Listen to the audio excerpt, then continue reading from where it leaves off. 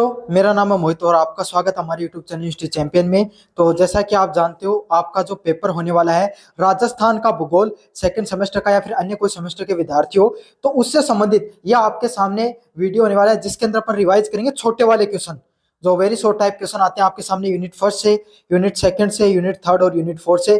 चारों को चारों यूनिट के जो आपके सामने छोटे वाले प्रश्न आते हैं, अति लघुतरात्मक प्रश्न, उससे संबंधित आपका कंप्लीट रिवीजन वीडियो होने वाला है।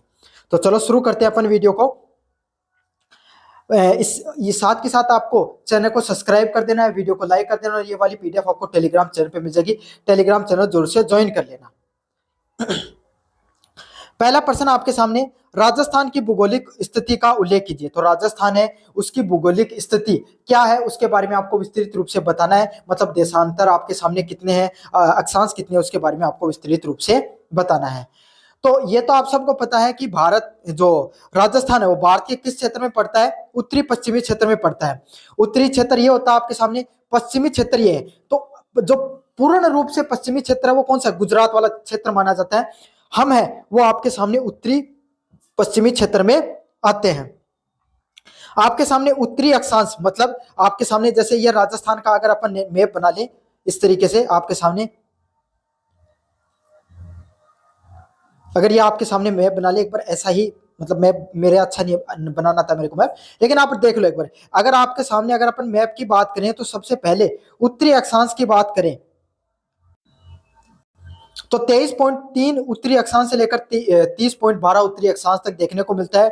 और आपके सामने देशांतर की बात करें तो 69.30 पूर्वी देशांतर से लेकर 78.17 पूर्वी देशांतर तक आपको देखने को मिलता है। मतलब 23.3 उत्तरी देशांतर से लेकर डिग्री से लेकर 30 डिग्री 12 मिनट के आपके सामने उत्तरी देशांतर देखने को मिलता है। और 69 डिग्री और 30 मिनट पूर्वी देशांतर से लेकर आपके सामने 78 डिग्री और 17 जो मिनट है उसके पूर्वी देशांतर तक देखने को मिलता है। इसके कुल क्षेत्रफल की बात करें तो 3,42,239 वर्ग किलोमीटर आपके सामने लगभग इसका कुल क्षेत्र है। जो भारत का कुल क्षेत्र का कितना है? 10.41% है। मतलब ये सब आपको पता है कि राजस्थान है वो आपके सामने भारत का सबसे बड़ा क्या है? राज्य है भौगोलिक दृष्टि से। तो इसका कुल क्षेत्र कितना देखने को मिलता है? 10.41% देखने को मिल सकता है। आप खुद अंदाजा लगा सकते हो कितना बड़ा क्षेत्र है ये। साथ के साथ भारत किसके साथ अपनी सीमा साझा करता है? पाकिस्तान के साथ अंतरराष्ट्रीय सीमा भी साझा करता है। समझ में आ गया आपके सामने। और जो पाकिस्तान के साथ सीमा साझा की जाती है उसको क्या बोला जाता है? रेड क्लिफ के नाम से जाना जाता है। अगले वाला प्रश्न है, राजस्थान के प्रमुख भौगोलिक भौतिक प्रदेश कौन से है? तो राजस्थान के प्रमुख भौतिक प्रदेश कौन से हैं? हम राजस्थान को 4 भौतिक प्रदेशों में बांटते हैं। भौतिक प्रदेश क्या होता है?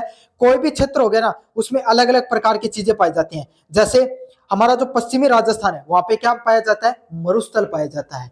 क्या पाया जाता है आपके सामने? मरुस्थल, रेतीली जमीन पाई जाती है बीकानेर, जैसलमेर और आपके सामने बाड़मेर के अंदर। समझ में आ गया। फिर आपके सामने अजमेर का कुछ क्षेत्र, कुछ आपके सामने शेखावाटी का क्षेत्र जहां पर क्या पाया जाता है? जो अरावली श्रृंखला पाई जाती है उसको उस भूभाग को किस नाम से जाना जाता है? अरावली पर्वतीय प्रदेश के नाम से जाना जाता है। फिर आपके सामने पूर्वी जो मैदानी क्षेत्र है देखने को मिलते हैं, जैसे अलवर भरतपुर वाला क्षेत्र है, जयपुर का भी कुछ क्षेत्र उसके अंदर आ जाता है, उसको पूर्वी मैदानी क्षेत्र के प्रदेश के नाम से जाना जाता है। और आपके सामने दक्षिणी जो पूर्वी पठारी क्षेत्र है जहाँ पे थोड़ा बहुत पठार देखने को मिलता है, उदयपुर, आपके सामने उदयपुर हो गया, झालावाड़ हो गया, आपके सामने जो चित्तौड़गढ़ वाला क्षेत्र होता है जहाँ पे कुछ पठार देखने को मिलता है, आबू वाला क्षेत्र होता है, सिरोही वाला क्षेत्र है, वहां पर उसको क्या बोला जाता है? दक्षिणी पूर्वी क्षेत्र के नाम से, आड़ोती के पठारों के नाम से जाना जाता है। तो राजस्थान को कुल कितने प्रमुख भौतिक क्षेत्रों में बांटा गया है? पश्चिमी का मरुस्थलीय क्षेत्र, अरावली का पर्वतीय प्रदेश, पूर्वी मैदानी प्रदेश और दक्षिणी पूर्वी पठारी प्रदेश के नाम से जाना जाता है। अगले वाले टॉपिक की बात करें, आपके सामने अरावली पर्वतमाला की प्रमुख विशेषताएं बताएं। तो अरावली पर्वतमाला की क्या प्रमुख विशेषताएं उसके बारे में विस्तृत रूप से अपन पढ़ेंगे। अरावली है वो विश्व की सबसे प्राचीन वलित पर्वतमाला है। सबसे पहले मैं आपको सामने बताऊं, वलित जो पर्वतमालाएं होती हैं वो क्या होती है आपके सामने? जो नई प्रकार, उसमें 2 प्रकार के पाए जाते हैं, नई और पुरानी। पुरानी वलित पर्वतमालाएं हैं जिस नई में जैसे हिमालय है आपके सामने, उसका प्रमुख उदाहरण है, और जो पुरानी है उसमें किसका उदाहरण है, अरावली का नाम है। जो दक्षिणी पश्चिमी से उत्तर पूर्वी तक फैली हुई है, जो कहां से फैली हुई है आपके सामने, दक्षिणी पश्चिमी क्षेत्र से लेकर उत्तरी पूर्वी तक आपके सामने फैली हुई है। इसकी औसत ऊंचाई की बात करें, क्योंकि बहुत पुरानी है इसके कारण इसकी क्या ऊंचाई है वो लगभग घट गई है। तो इस समय कितनी उसकी ऊंचाई देखने को मिलती है, 930 मीटर है वो कुल इसकी ऊंचाई देखने को मिलती है। यह राजस्थान को दो प्रमुख भागों में बांटती है, पश्चिमी मरुस्थल और पूर्वी मैदान। मतलब आपके सामने जो अपने कुछ शेखावाटी क्षेत्र और अजमेरी क्षेत्र से निकलता है, उसका अगर अपन बात करें पश्चिमी क्षेत्र, वो किसका निर्माण होता है उसमें, वहां पर थार मरुस्थल देखने को मिलता है। उसके पीछे एक सबसे बड़ा कारण भी यही है कि जो वर्षा आती है वो इसके सीधी निकल जाती है, इसके साथ साथ निकल जाती है पंजाब से लेकर दिल्ली वाले भूभाग की तरफ। इसके कारण इसके पश्चिमी क्षेत्र में कम वर्षा देखने को मिलती है। साथ के साथ पूर्वी क्षेत्र है, वहां पर क्या आपके सामने थोड़ी अच्छी वर्षा देखने को मिलती है और वहां पर मैदानी क्षेत्र आपके सामने पाया जाता है।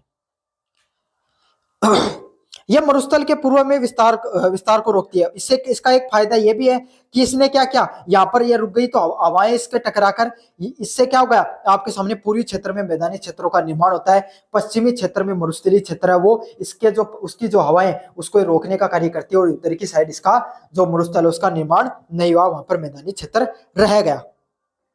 जल विभाजक के रूप में भी कार्य करती है। और इसकी सबसे सर्वोच्च चोटी कौन सी है, इसकी सर्वोच्च चोटी है वो लगभग 1722 मीटर देखने को मिलती है। किसका नाम से, गुरु शिखर के नाम से जाना जाता है। और कहां पे मिलती है, माउंट आबू की जो आपके सामने जो चोटियां हैं वहां पर गुरु शिखर है वो पाई जाती है। राजस्थान की प्रमुख नदियों के नाम बताइए। तो राजस्थान की प्रमुख 4 नदियां कौन सी है, सबसे पहली है चंबल नदी। पूरे आपके सामने राजस्थान की एकमात्र बारहमासी नदी। बारहमासी नदी कौन सी होती है, ऐसी नदी जो पूरे आपके सामने पूरे साल बहती है, उसको किस नदी के नाम से जाना जाता है, बारहमासी नदी के नाम से जाना जाता है। तो वो कौन सी नदी है, चंबल नदी है। दूसरी माही रेखी, माही नदी। माही नदी की आपके सामने क्या आपके सामने विशेषता है कि वो कर्क रेखा को 2 बार काटने का कार्य करती है। अगले वाली नदी है बनास नदी। पूर्ण राजस्थान में बहने वाली एकमात्र नदी और चंबल नदी की सहायक नदी बनास नदी है। वो क्या होती है, राजस्थान की बहने वाली सबसे लंबी नदी, मतलब पूर्ण रूप से जो सिर्फ राजस्थान में बहती है और उसकी राजस्थान की वो सबसे लंबी नदी है। लूनी नदी है पश्चिमी राजस्थान की एकमात्र बड़ी नदी और अंतर प्रवाही नदी के नाम से भी जाना जाता है, कि राजस्थान में बहती है आपके सामने, और जो रण का कच्छ है आपके सामने गुजरात में वहां पर विलुप्त हो जाती है। और पश्चिमी राजस्थान की सबसे बड़ी नदी के रूप में भी जाना जाता है घग्गर नदी, एकमात्र अंतर प्रवाही नदी जो हनुमानगढ़ में बहती है। और आपके सामने कौन सी नदी है, घग्गर नदी, जो हनुमानगढ़ क्षेत्र में बहती है। समझ में आ गया, ये थी आपके सामने कुछ प्रमुख नदियां। अगले वाले प्रश्न की बात करें, राजस्थान में मिट्टियों के प्रमुख प्रकार कौन से हैं। तो राजस्थान में अलग अलग प्रकार की मिट्टी पाई जाती है। भाई कोई भी भूभाग होता है वहां पे अलग अलग प्रकार की मिट्टियां पाई जाती हैं। राजस्थान में कौन सी मिट्टियां पाई जाती हैं, सबसे पहली मिट्टी का प्रकार है रेतीली माटी। तो सबसे को पता है रेतीली माटी आपके सामने, जो राजस्थान में अगर कोई विद्यार्थी रहता है और आप जिधर के साइड से वहां पर भी देखने को मिलती है, जहां पर मिट्टी है, मिट्टी के जो कण है उसकी मात्रा है वो थोड़ी मोटी देखने को मिलती है। रेगिस्तान में जो मुख्यतः पाई जाती है उसको रेतीली या मरुस्थलीय मिट्टी के नाम से जाना जाता है। कौन सी, इसमें पश्चिमी राजस्थान की मिट्टी है वो इसका प्रमुख उदाहरण है। अगला लाल पीली मिट्टी, मतलब लाल पीली मिट्टी कौन सी हो गई, अरावली जो क्षेत्र होता है उसके जो पहाड़ों में जो पत्थरों के टूटने से जिस मिट्टी का निर्माण होता है वो लाल मिट्टी से उसका, और कुछ पत्थरों से पीली मिट्टी का निर्माण होता है। तो वो वहां से निकलने वाले नालों से या नदियों से जो मिट्टी निकली और वहां से जो मैदानों का निर्माण हो उसको लाल पीली मिट्टी के नाम से जाना जाता है। और यह कहाँ पे पाई जाती है, अरावली क्षेत्र में मुख्यतः पाई जाती है। अगले कौन सी है, लाल लोमी मिट्टी। तो लाल लोमी मिट्टी कहां पर पाई जाती है, आपके सामने दक्षिणी राजस्थान है वहां पर पाई जाती है। अगले वाला क्षेत्र कौन सा है, काली मिट्टी। काली मिट्टी कहां पर पाई जाती है, हाड़ौती क्षेत्र में, मुख्यतः आपके सामने झालावाड़ में देखने को मिलती है। वो वाला क्षेत्र जो मध्य प्रदेश के आपके सामने क्षेत्र के टच हुआ है, जहां पर आपके सामने जो काली मिट्टी का निर्माण भाई जो पठार की वजह से या फिर जो वहां पे ज्वालामुखी का विस्फोट हुआ और उसके कारण जो मिट्टी का निर्माण होता है वो काली मिट्टी होती है। और ये मुख्यतः कहां पर पाई जाती है, हाड़ौती क्षेत्र में पाई जाती है, झालावाड़ में मुख्य रूप से पाई जाती है। कछारी व जलोढ़ मिट्टी, तो आपको पता है जलोढ़ मिट्टी या कछारी मिट्टी कहां पर पाई जाती है, जहां पर नदियां हैं, नदियां बही और वहां से उनके मैदानों का निर्माण हुआ, तो मैदानी क्षेत्र में ही पाई जाएगी। मुख्यतः ये अलवर भरतपुर में ये मिट्टी पाई जाती है। भूरी रेतीली माटी आपके सामने मुख्यतः नागौर, झुंझुनू और चुरू जैसे क्षेत्र में पाई जाती है। भुरभुरी आपके सामने रेतीली माटी है, जो रेगिस्तानी की जो मिट्टी होती है उसका थोड़ा मतलब बदलाव स्वरूप होता है, जिसमें थोड़ी बहुत कृषि हो सकती है, उसको भुरभुरी रेतीली माटी के नाम से जाना जाता है। अगला लवणीय मिट्टी, झील के आसपास क्षेत्र, जैसे आपके सामने जो अलग अलग प्रकार की जो झील है उनके आसपास जो मिट्टी पाई जाती है, खास करके डीडवाना झील हो गई, लुणकसर झील हो गई, जहाँ पे खारे पानी की झील है आपके सामने, उनमें ये मुख्यतः मिट्टी पाई जाती है लवणीय मिट्टी, जहाँ पर क्या होता है आपके सामने खारा जो मिट्टी है उसमें लवणता की मात्रा, नमक की मात्रा ज्यादातर देखने को मिलती है। समझ में आ गया? तो यह आपके सामने जितने भी छोटे वाले प्रश्न थे मैंने सारे आपको करवा दिए हैं। यूनिट नंबर 2 की बात करें, जहां पे आपके सामने कृषि, खनिज व ऊर्जा उद्योग से संबंधित प्रश्न देखने को मिलते हैं। पहला प्रश्न है, राजस्थान में प्रमुख जो सिंचाई परियोजनाएं हैं उनके नाम बताइए। तो राजस्थान में अलग अलग प्रकार की सिंचाई परियोजनाएं होती हैं, उसमें से उनके प्रमुख नाम बताएंगे। सिंचाई परियोजनाएं क्या होती हैं? ऐसी परियोजनाएं जहां पे कोई नदियां बह रही हैं, उसके ऊपर एक बड़े बांध का निर्माण कर दिया गया, पानी को रोककर सिंचाई के लिए उपयोग किया जा रहा है, बिजली निर्माण के लिए उपयोग किया जा रहा है, उसी को क्या सिंचाई परियोजना के नाम से जाना जाता है। लेकिन अपन बात करें सिर्फ सिंचाई के लिए, तो जिसका उपयोग सिंचाई के लिए किया जाता है उस पानी का बांध को रोककर उसको सिंचाई परियोजना कहते हैं। पहले इंदिरा गांधी नहर परियोजना, तो आप सबको पता है इंदिरा गांधी नहर का निर्माण क्या किया गया आपके सामने, मुख्यतः पश्चिमी क्षेत्र में पानी की उपलब्धता व सिंचाई के लिए किया गया है। तो सबसे प्रमुख कौन सी इसमें? इंदिरा गांधी नहर परियोजना के नाम से जाना जाता है। अगला है चंबल घाटी परियोजना। जो चंबल घाटी परियोजना है देखने को मिलती है, जहां पे चंबल नदी के ऊपर ये परियोजना बनी हुई है, जहां पर आपके सामने जो दक्षिणी क्षेत्र है वहां पर यह परियोजना काम करती है। माही बजाज सागर आपके सामने जो परियोजना देखने को मिलती है, माही नदी है उस पे इसका निर्माण किया गया है। बिसलपुर परियोजना, जो आपको पता है मुख्यतः जयपुर के शहरी क्षेत्र हो गया उसको और आपके सामने टोंक के आसपास क्षेत्रों को पानी की उपलब्धता व सिंचाई को सिंचाई करने के लिए उपयोग में ली जाती है, उसको बिसलपुर परियोजना के नाम से जाना जाता है। अगली वाली है नर्मदा नहर परियोजना। अगली परियोजना कौन सी आपके सामने? नर्मदा नहर परियोजना के नाम से जाना जाता है, जो मुख्यतः नर्मदा योजना है। ये नर्मदा नदी के ऊपर हरियाणा के क्षेत्र से निकलती हुई खास करके शेखावाटी क्षेत्र झुंझुनू को पानी देने के लिए आपके सामने इस परियोजना का निर्माण किया गया था, झुंझुनू सीकर को, लेकिन अभी तक ये परियोजना नहीं पहुंची है। और इसके अलावा ये परियोजना सक्रिय रूप से और कहीं भी चल रही है। गगन नहर परियोजना भी है। राजस्थान में उत्पादित प्रमुख फसलों के नाम बताइए। तो राजस्थान में प्रमुख उत्पादित फसल कौन सी है? तो आपको सबको पता है रबी में आपके सामने कौन सी फसलें देखने को मिलती हैं? गेहूं, जौ, चना व सरसों प्रमुख फसलें हैं, वो आपके सामने उत्पादित होने वाली फसलें हैं। कौन सी? सरसों, चना, जौ और गेहूं है, ये कुछ प्रमुख फसलों में से फसल है। खरीफ फसल की बात करें, बाजरा, मक्का, ज्वार, दलहन है, कपास और गन्ना है, वो आपके सामने प्रमुख खरीफ फसल है। मतलब आपके सामने जो सर्दी में उगाई जाने वाली जो जिनका आपके सामने बिवाई का समय अक्टूबर नवंबर में देखने को मिलता है, फरवरी मार्च में जिसकी कटाई होती है, उसमें गेहूं, जौ, चना व सरसों, और जिसको रबी फसल के नाम से जाना जाता है। खरीफ फसल है जिसका आपके सामने जून जुलाई में जिसके आपके सामने बोया जाता है जिसको, और आपके सामने सितंबर अक्टूबर में जिसको कटाई की जाती है, जिसमें बाजरा, मक्का, ज्वार, दलहन, कपास व गन्ना प्रमुख इसके अंदर आते हैं। नकदी फसल वो फसल होती है जिसको उगाया जाता है, मतलब बहुत बड़े स्तर पे उगाया जाता है और पैसों की कमाई के लिए उगाया जाता है, इसलिए इसको नकदी फसल के नाम से जाना जाता है। सरसों, कपास, गन्ना, जीरा व धनिया ऐसी फसलें जिसको व्यापक स्तर पे उगाया जाए और जिससे आपके सामने अच्छी कमाई देखने को मिले, उसको नकदी फसल के नाम से जाना जाता है। अगले वाले प्रश्नों की तरफ बढ़े। राजस्थान के प्रमुख धात्विक व अधात्विक खनिजों का उल्लेख कीजिए। तो राजस्थान में कौन कौन से धात्विक व अधात्विक खनिज देखने को मिलते हैं? धात्विक खनिज की बात करें तो देखने को मिलता है सीसा व जस्ता। कौन सा है? जहां पर मतलब जिसमें धातु हो उसमें प्रमुख कौन है? सीसा व जस्ता। कहां पर? जवार में, राजपुरा, दरिबा में देखने को मिलता है। आपके सामने इसके खनन क्षेत्र है वो। तांबा कहां पर निकलता है? आपके सामने खेतड़ी क्षेत्र है झुंझुनू का, वहां पर देखने को मिलता है। लोहे की खाने कहां पर? आपके सामने मोरीज, बानोल, नीमला व रायसरेला में देखने को मिलती है। और चांदी और टंगस्टन है वो अन्य आपके सामने प्रमुख जो धात्विक जो खनिज देखने को मिलते हैं राजस्थान में। अधात्विक खनिजों की बात करें, रॉक फॉस्फेट जिसको जामर कोटड़ा में, जिप्सम आपके सामने नागौर में देखने को मिलता है, जो अभ्रक हो गया, चूना पत्थर हो गया, संगमरमर है, राजसमंद और नागौर का देखने को मिलता है। साथ के साथ पन्ना व ग्रेनाइट जैसी आपके सामने कुछ अधात्विक खनिज जो खनिज है वो राजस्थान के अंदर निकलते हैं। अगले वाले प्रश्नों की बात करें, राजस्थान में प्रमुख ऊर्जा के स्रोत कौन कौन से हैं? तो राजस्थान में ऊर्जा के प्रमुख स्रोत कौन कौन से हैं? पारंपरिक पहले के समय की बात करें तो कोयला, लिग्नाइट, पेट्रोलियम, प्राकृतिक गैस व जल विद्युत है। ये आपके सामने प्रमुख ऊर्जा के स्रोत है, मतलब जिससे आप ऊर्जा का निर्माण किया जा सकता है। कोयले से आपके सामने जो कोयले का भी एक प्रकार होता है लिग्नाइट, जिससे क्या होता है आपके सामने कोयला जो ऊर्जा उसका निर्माण किया जाता है। जैसे कोयले को क्या क्या किया जाता है, कोयले को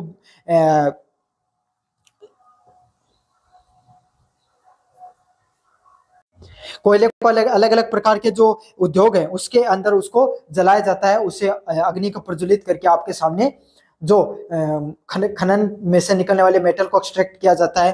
पेट्रोलियम, प्राकृतिक गैस इसके कुछ प्रमुख उदाहरण है। और जल विद्युत से, मतलब जल से क्या किया जाता है, टरबाइन घुमाकर विद्युत का निर्माण किया जाता है।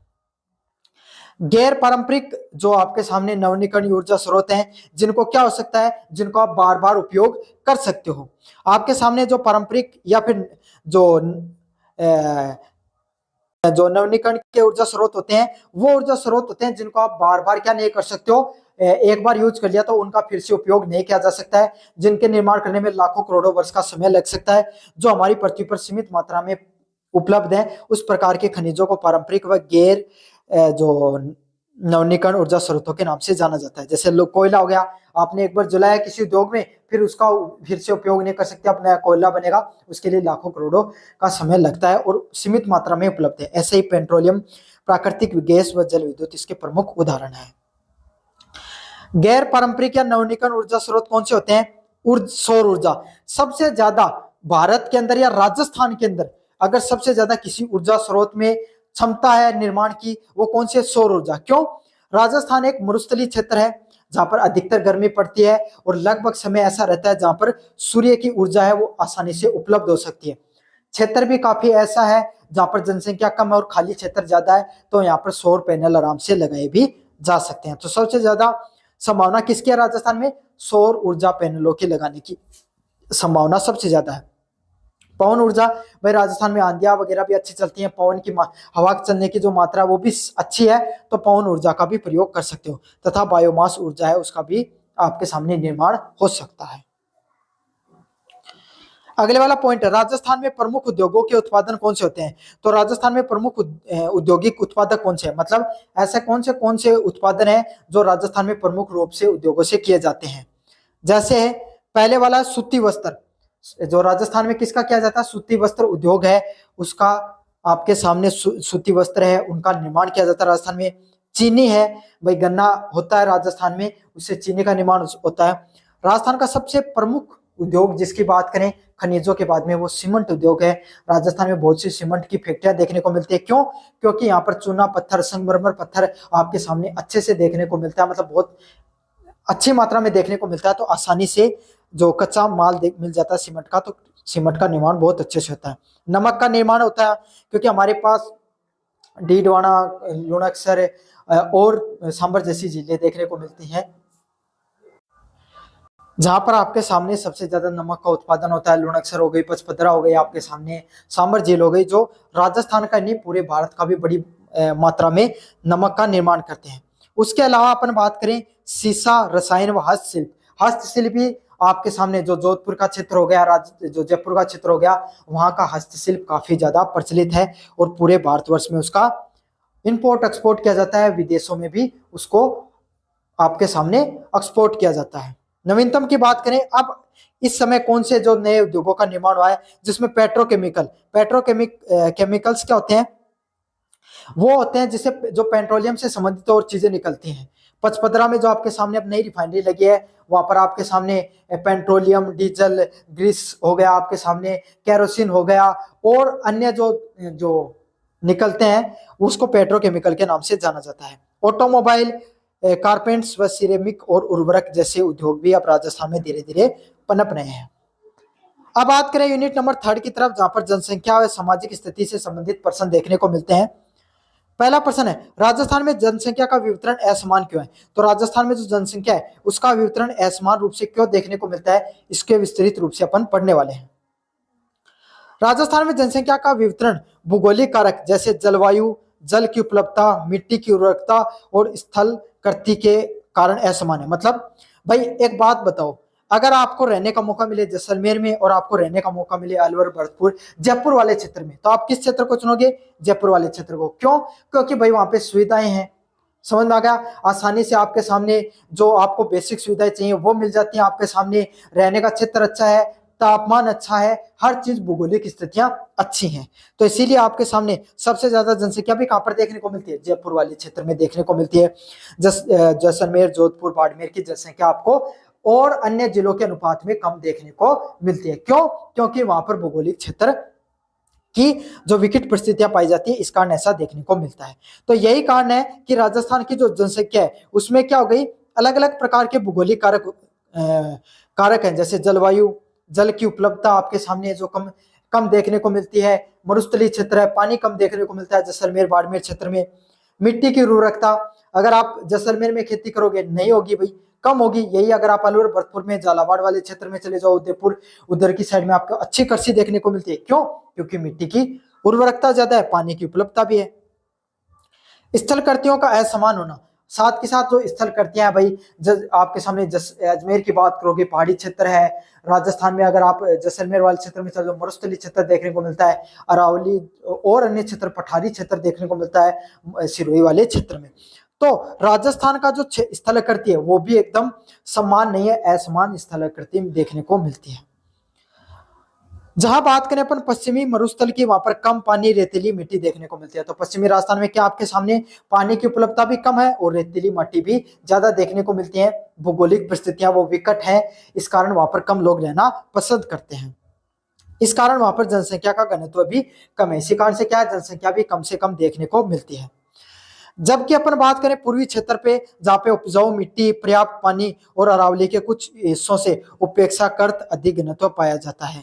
तो क्या है, अब बात करें पूर्वी क्षेत्र की, जहाँ पे अच्छी उपजाऊ मिट्टी, अलवर, भरतपुर वाले क्षेत्र बता रहा हूँ आपके सामने, और जो टोंक वाला क्षेत्र है ना, टोंक जो है, बूंदी है, ये वाला क्षेत्र क्या है, यहाँ पे मिट्टी भी उपजाऊ है, पानी की भी उपलब्धता है, कुछ नदियां, नाले भी आपको देखने को मिलते हैं। तो पानी का जो बहाव है, पानी का जो उपलब्धता है वो भी अच्छे से देखने को मिलती है। तो यहाँ पर सबसे ज्यादा जनसंख्या घनत्व है। फिर बात करें अरावली के जो क्षेत्र की, वहां पे थोड़ी कम विकट परिस्थितियां हैं, तो वहां पर घनत्व थोड़ा और ज्यादा अधिक पाया जाता है।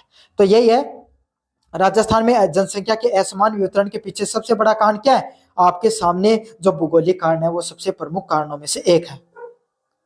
अगले वाला पॉइंट है, राजस्थान की प्रमुख जनजातियां कौन सी हैं?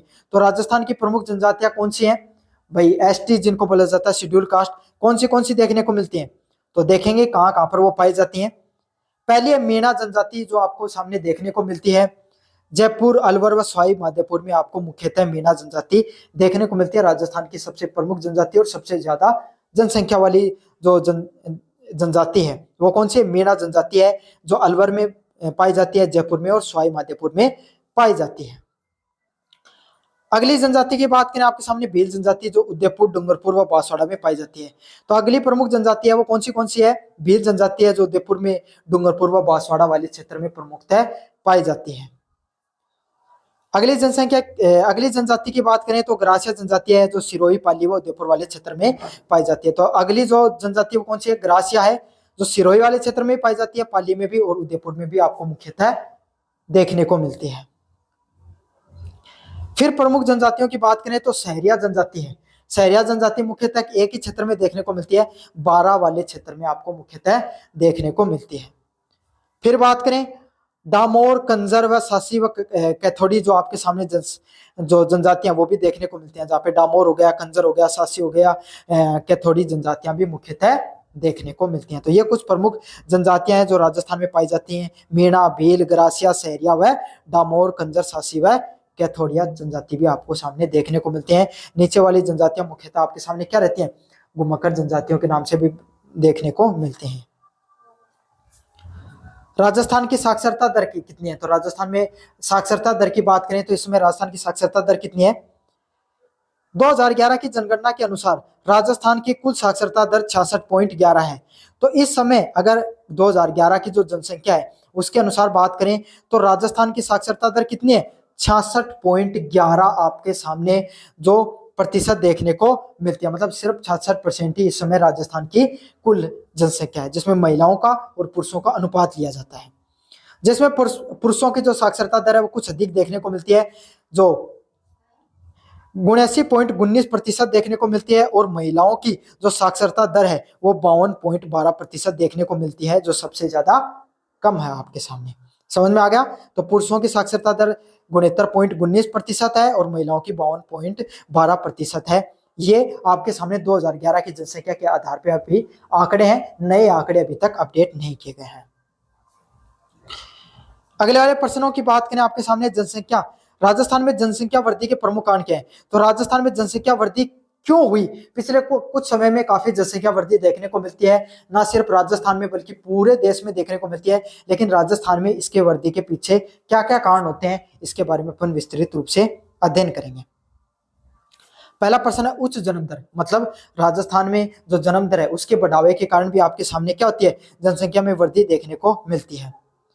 कौन सा क्षेत्र है उच्च जन्म दर आपके सामने कहां पर देखने को मिलती है, विशेषकर ग्रामीण क्षेत्र में आपके सामने उच्च जन्म दर आपको देखने को मिलती है। मतलब पहले क्या हुआ करता था भाई, ग्रामीण क्षेत्रों में जो बच्चे होते थे वो क्या होते थे, वहां के कोई दाई हो गई आपके सामने, कोई महिला के द्वारा उनका प्रसव होता था, तो इस कारण मृत्यु दर भी ज्यादा होती थी। लेकिन अब क्या हो गया, हॉस्पिटल की जो योजनाएं है वो हॉस्पिटल देखने को मिलते हैं, आंगनबाड़ी है, जो अलग अलग प्रकार की सरकारी परियोजनाएं हैं, जिसके कारण क्या है, जो मृत्यु दर कम हो गई है, शिशु मृत्यु दर कम हो गई है और उच्च जन्म दर देखने को मिलती है। अगले वाला पॉइंट यही है कि आपके सामने मृत्यु दर में कमी होना, तो जो स्वास्थ्य जो सुविधाएं हैं, पहले राजस्थान में परिवहन भी बहुत बड़ी समस्या हुआ करती थी।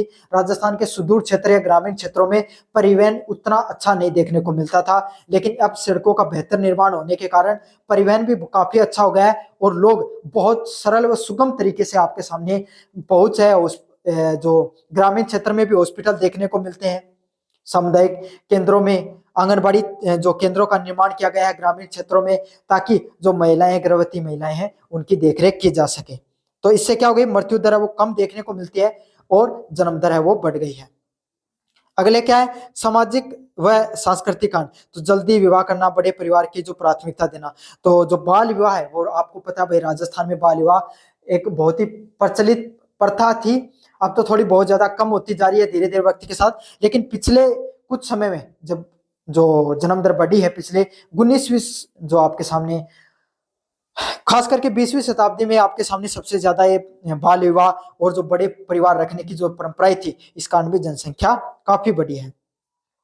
निरक्षरता और आपके सामने परिवार नियोजन के प्रति लोग उतने ज्यादा जागरूक नहीं है, इस कारण भी जनसंख्या में बढ़ावा देखने को मिल रहा है। अगला क्या है, राजस्थान में महिलाओं की जो सामाजिक स्थिति पर संक्षिप्त में टिप्पणी कीजिए, तो राजस्थान में महिलाओं की स्थिति कैसी, आपको इसके बारे में विस्तृत रूप से बताना है। राजस्थान में महिलाओं की सामाजिक स्थिति मिश्रित है, मतलब अगर अपन राजस्थान में बात करें तो महिलाओं की स्थिति अच्छी भी है, बुरी भी है, अलग अलग देखने को मिलती है। शिक्षा और रोजगार में सुधार हुआ है, फिर भी पितरात्मक संरचना देखने को मिलती है। अगर अपन बात करें पिछले कुछ जनसंख्याओं से, तो शिक्षा में की दर भी महिलाओं की बढ़ी है और महिलाएं अब कार्यस्थलों पर भी कार्य करने के लिए जा रही हैं। तो शिक्षा और रोजगार के क्षेत्र में वक्त के साथ सुधार देखने को मिल रहा है, लेकिन पितृसत्तात्मक जो संरचना, मतलब परिवार का मुखिया है वो कौन होता है, एक पुरुष होता है, और अगर कोई वंश, अगर बच्चा होगा घर में, लड़का होगा, उसी के कारण वंश चलेगा, इस प्रकार की सोच अभी भी बनी हुई है। तो पितृसत्तात्मक जो संरचना है राजस्थान की वो अभी भी है। निम्न साक्षरता दर देखने को मिलती है, तो राजस्थान की जो महिलाओं की जो साक्षरता दर है वो आज के समय भी काफी कम है, महिलाएं काफी कम, पढ़ाई की तरफ उनका रुझान काफी कम है, और खासकर में कहां पर देखने को मिलती है, ग्रामीण क्षेत्रों में। अब तो महिलाएं आपके सामने शिक्षा के क्षेत्र में बढ़ चढ़कर आपके सामने योगदान दे रही है, लेकिन पहले आपके सामने जो महिलाओं को कम शिक्षाओं के प्रति भेजा जाता था। बाल विवाह जैसी और लैंगिक भेदभाव जैसी चुनौतियां आज भी मौजूद है। तो आज भी छोटी उम्र में जो लड़कियां हैं जिनके 18 साल से कम उम्र में शादी कर दी जाती है, और स्त्री व पुरुष में भेदभाव आज भी देखने को मिलता है। कोई भी कार्यस्थल होता है, कार्यस्थल है, वहां पर पुरुष को ज्यादा तनख्वाह मिलती है, महिला को कम तनख्वाह दी जाती है। इस प्रकार के भेदभाव अभी देखने को मिलते हैं। सरकारी योजनाएं और सामाजिक आंदोलनों से इस स्थिति में सुधार देखने को मिला है। अलग अलग प्रकार के जो सरकारी योजनाएं हैं जहाँ पर महिलाओं को शिक्षा में विशेष जो आपके सामने अनुदान देना, छात्रवृत्ति देना, स्कूटी देना, इस प्रकार की योजनाएं तो चलाई जा रही हैं, और उससे काफी ज्यादा आपके सामने क्या देखने को मिल रहा है, सुधार भी देखने को मिल रहा है। महिलाओं का पारंपरिक शिल्प, कृषि व घरेलू कार्यों में योगदान मुख्यतः देखने को मिलता है। अगर महिलाओं के योगदान की बात करें तो मुख्य रूप से महिलाएं पारंपरिक कार्य जैसे शिल्प का निर्माण करना, सूती वस्त्र उद्योग हो गया आपके सामने, कृषि हो गया, और घरेलू कार्य में अभी भी सक्रिय रूप से देखने को मिलते हैं। तो ये था आपके सामने राजस्थान के जो भूगोल है उससे संबंधित उसका कंप्लीट पेपर मैंने कंप्लीट रिवीजन करा दिया है। कैसे लगा आपको वीडियो जरूर से बताना, चैनल को जरूर से सब्सक्राइब कर देना। धन्यवाद।